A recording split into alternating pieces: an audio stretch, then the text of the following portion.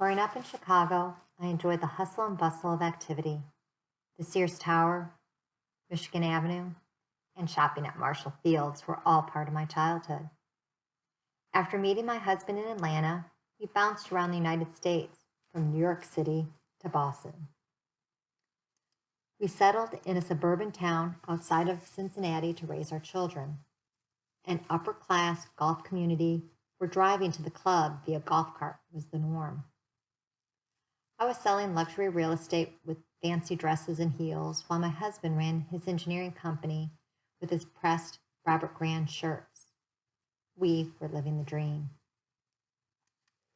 Until the overwhelming life events that occurred in 2015, we thought we had a perfect life. My father-in-law died in January. My mom suddenly died in April, just weeks before her two grandchildren, our boys, were graduating from college. On a tearful Mother's Day, her favorite holiday, we watched our son receive his diploma. The next weekend, we watched our other son receive his engineering degree. He was the fourth generation to graduate from Virginia Tech, but his grandpa was now missing the heartfelt moment. Our son proudly wore his grandpa's Virginia Tech class ring with a Hogue family crest for the occasion. The surge of raw emotions as we're surrounded by the university, steeped in tradition, left us in tears. As a family, we believe to live up to your full potential, you need to live intentionally. Annually, we would write down our goals and life priorities. But our list from 2015 did not seem to matter anymore. My husband no longer was interested in playing golf at the top 100 courses in the world. I no longer wanted to pursue the top real estate agent in my office. We seriously reevaluated where we wanted to live as well as how we'd go about living. After 11 moves around the country over our married life, we looked for a place to establish our roots, to find our forever home. With our parents now gone and our boys on their own, we were at a crossroads in life. We could continue with our picture-perfect setting or venture intentionally into something new, the unknown. What seemed almost illogical to most, we decided to buy a farm. Goodbye, city life. We were embarking on new roles like the Green Acres saga. The farm, however, was not just any farm. It was a historic property that has been in my husband's family for 7 generations, since 1767. At one time, it was a flourishing business. It had been dismantled over the years from neglect and family dysfunction. 280 acres of pristine countryside along with deserted, boarded-up structures were all that remained of the once 8,000-acre grand estate. A once thriving family business of farming, milling, blacksmithing, coal mining, and growing hemp. Yes, hemp, but this was for making rope. All this was gone. The desolate, overgrown manor sat tucked away from the world in rural Southwest Virginia. So I traded my heels for muck boots. My husband's pressed shirts and pants evolved to Carhartt attire. Instead of a golf cart, we drive a gator. Our closest neighbor is the next farm.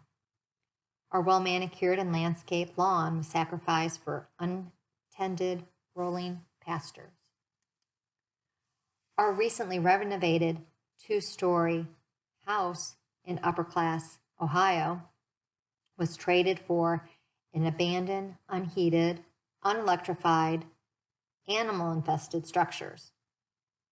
It about did me in when my husband fell through the floor of the barn, followed by a snake falling out of the ceiling as we began our renovations. Although the road to our vision was not smooth, it was a labor of love. As we learned about the property and family history, we began to realize the significance of Belle-Hampton for the community. The rumors about the structures being torn down were halted when they realized our goal for the future was to bring it back to prominence. We began crafting our legacy, not for 5 or 10 years, but for the next 250 years. In order to do that, we needed the property to become self-sustaining business at a minimum.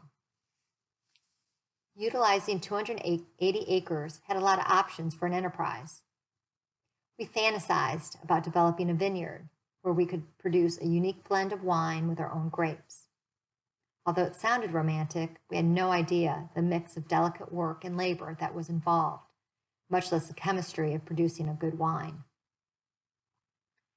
After evaluating several possibilities, and because the land historically produced prized cattle, we decided it was the best option.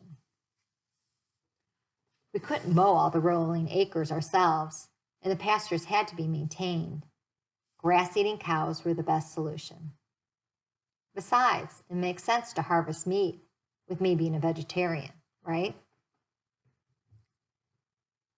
But we wanted a distinctive venture, not ordinary beef. We explored types such as bison and beefalo, but we decided on another breed, Wagyu. This line is considered a Japanese national treasure, Kobe beef. Although we raise the same full-blood cattle, the same genetics, outside of Japan, the breed is called Wagyu. Subsequently visiting a nearby Virginia rancher, we took a leap of faith and bought some Wagyu cattle via artificial insemination. Not knowing anything about farming, much less ranching, we realized Google was a wonderful thing. In spring, our baby cows came, but they were tiny. Moms were having a hard time feeding them, leaving us the responsibility of bottle or tube feeding them. Our success rate, however, was only 50%, which definitely wasn't a profitable business long term. The struggles of learning the ropes through studying the internet, attending conferences, and relying on area farmers for advice proved to be effective. Our next round of births were almost 90% healthy. When people laughed at us for buying the farm, being city-raised and inexperienced, we told them, just wait until the apocalypse hits, and we will hunker down safely on the farm. Well, at the beginning of 2020, we couldn't have scripted a better story. As the third structure, the main house, was being completed, COVID-19 hit the West Coast. The week after move-in day, the nation was shutting down. Virginia announced the Safer at Home order, which speedily led to deliveries from panicked small business owners who still needed to deliver to our home or risk not getting paid. When the decree was implemented, we were hunkered down safely, just as we joked. Simultaneously, we sent 3 of our Wagyu cattle to the processor for our first harvest. Little did we know that with the arrival of the pandemic, the stores would be out of toilet paper, sanitizer, and meat. But our goal was to have the fine Back Creek Wagyu cuts in restaurants, not sold to the public. Frantically, we developed a website and expeditiously started in our online store. But shipping frozen food was a whole new learning curve.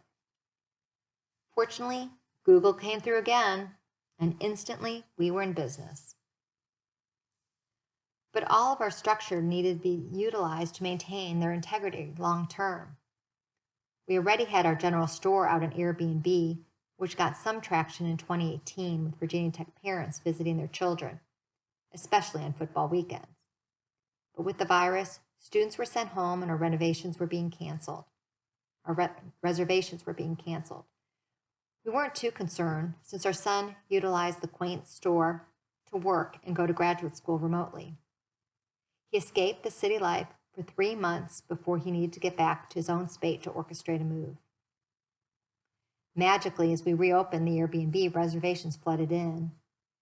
Not from Virginia Tech parents, but from couples living in New York City, Baltimore, Washington, D.C., and other cities who had confined to their tiny apartments and now was waiting to escape the chaos of living in a city raging with COVID-19.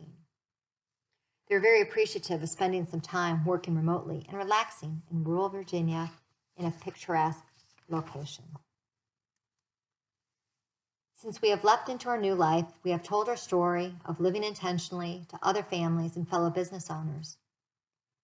After visiting our slice of heaven at Belle-Hampton, people have written to us stating it has changed their lives.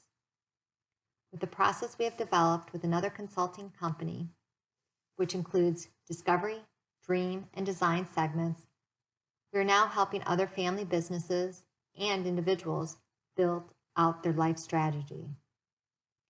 Now that you heard our story, what is yours? And how can we help you build your vision and legacy?